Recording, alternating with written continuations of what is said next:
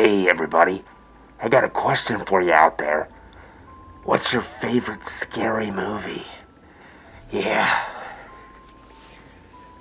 That's right, guys. Today I'm going to be talking about the 1996 classic Wes Cravens' Scream. So many stars in it, it's kind of hard to even name them all, to be honest with you.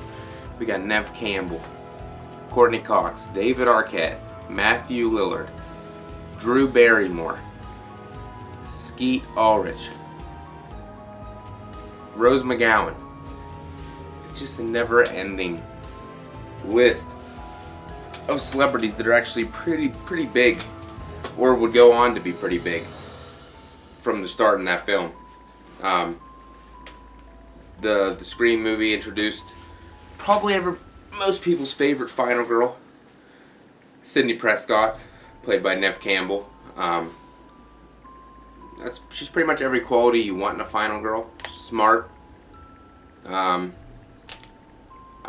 to think on her feet, able to fight back. Like, she didn't hesitate. She's witty. She don't take shit from any of the killers. She's exactly what you're looking for if you're trying to start, a franchise, or you want to build a slasher film. She's the kind of final girl that you're looking for. But let's dig deep into here and let's talk a little bit about Scream. The opening sequence of the film that's when Drew Barrymore shines in the beginning. You think, oh, this is definitely gonna be, a girl that lasts throughout this movie. Being as big as Drew Barrymore was at the time, being America's sweetheart.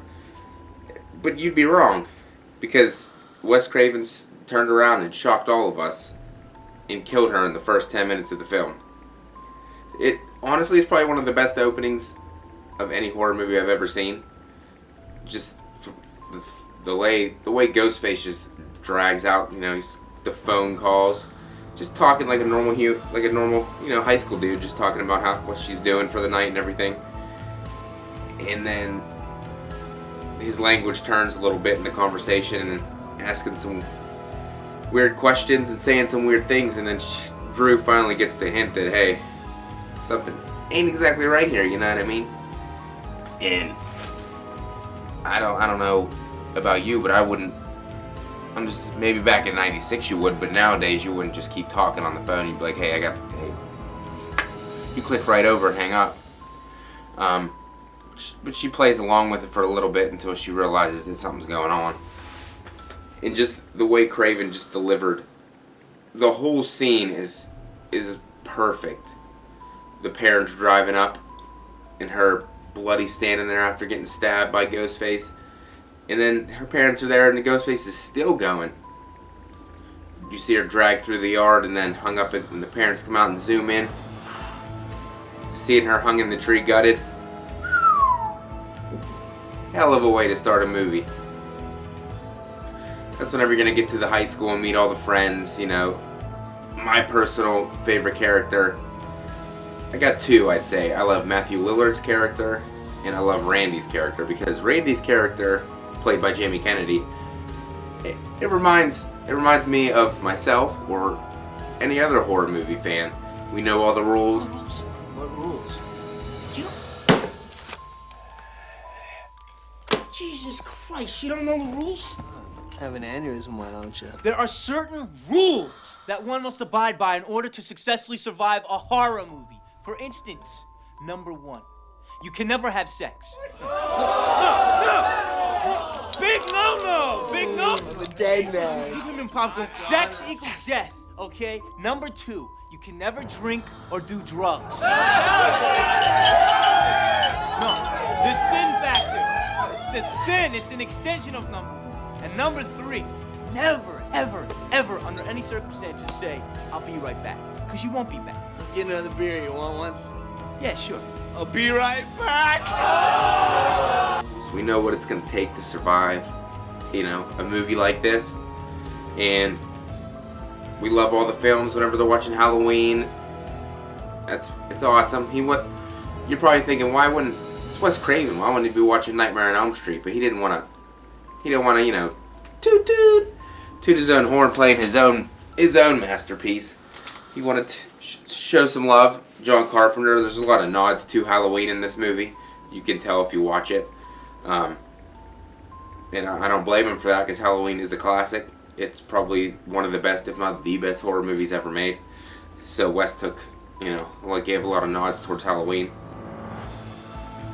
The fact in this movie as it goes along is a whodunit, because there's so many characters. The killer could be anyone, and it never alludes to pointing out to one exact person. However, whenever you see her boyfriend Billy, you kind of, that guy looks a little shady. He got the greased hair and the white t-shirt. He's always at the right place, at the right time. The killer leaves, he magically pops up, so you're kind of leaning towards, hey, it gotta be this guy, no doubt about it. And if you thought that, you would have been right, at least partially right. What Scream does that's really cool is actually there's two killers in the movie. Stu, played by Matthew Lillard, and then Billy. They tagged up to do these killings, and the reason behind the killings, Matthew Lillard's character Stu, he honestly didn't know the full meaning as to why they were doing the killings. He was just going along for the ride, to be honest. But Billy was doing the killings because Neves Campbell's mother in the movie was having an affair with Billy's father. So her mom was the reason that his parents got divorced and broke up, and so he blames it on her mother for his mother abandoning him.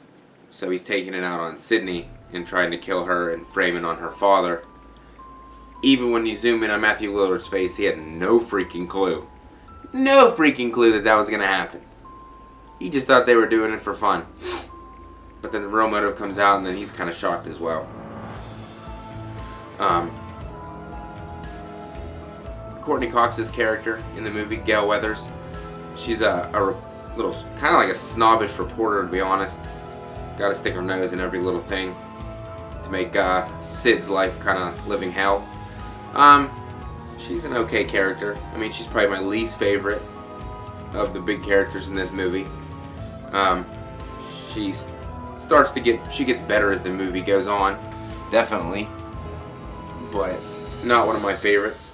David Arquette, loved his portrayal of Dewey. Dewey's such a likable character, the bumbling deputy. He looks like he's 25, 26 years old, still living at home with his parents.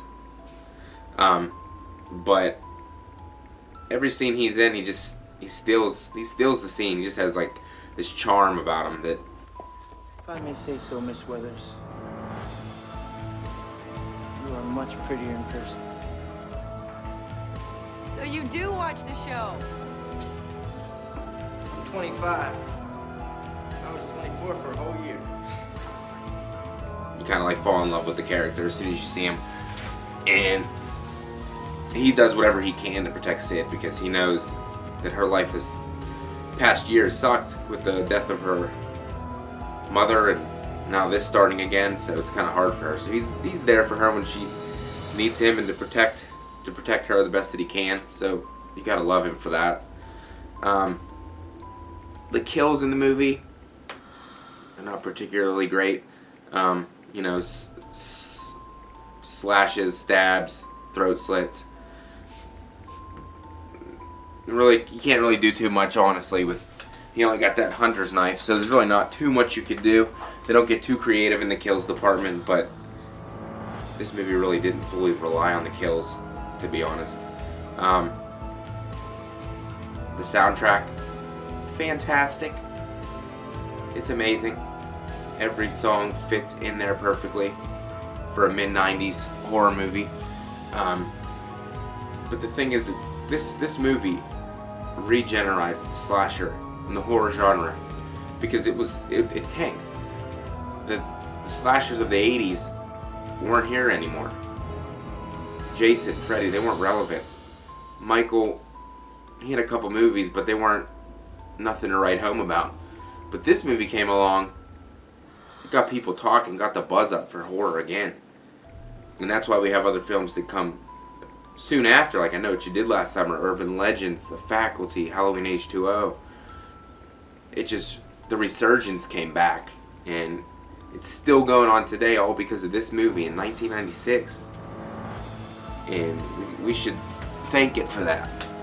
And if you're looking for a date night movie with your girl, I'd definitely go with Scream. It's an excellent choice. Got a good plot, good music, good characters. Your girl will definitely like it, or your guy. There's not too much else I can say about Scream. It's just that damn good, to be honest with you. The reveal of the killers at the end of Sid is spectacular, because she had no freaking clue. She's running to Matthew Lillard's character for help and doesn't realize that, surprise, Sydney, that he's actually the other killer. Corn syrup. Same stuff they use for pig's blood in Carrie.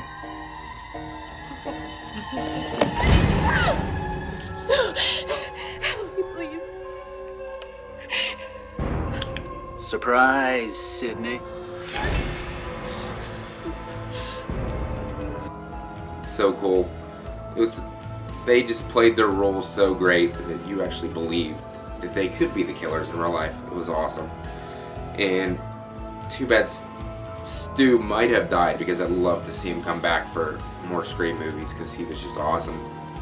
But luckily, Gail comes back to save the day, and Sydney does some damage as well to Billy and Stu. She actually kills Stu, dropping that big ass TV on his head.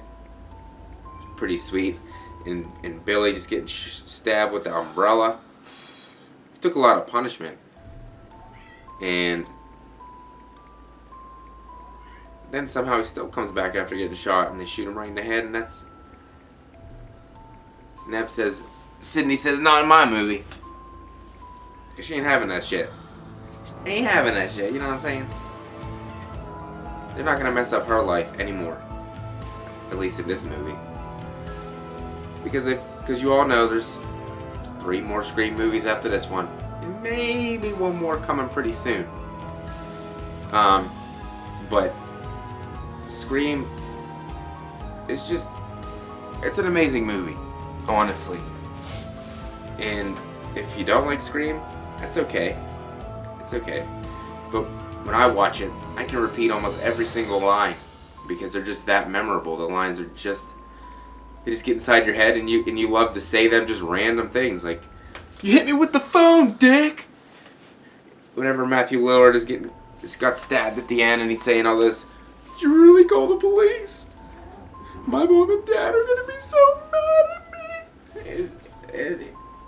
It's just so many good freaking lines in that movie. You're a suspect. Everyone's a suspect. You can just keep going on and on because it's so damn good. So, to wrap this up in a bow, I'd give Scream out of 5. I would give it a 4 out of 5, to be honest. It is up there. It's almost up there with the original Halloween. But if you like this video, hit that like, hit that subscribe, and I want to tell you guys, you have a good day.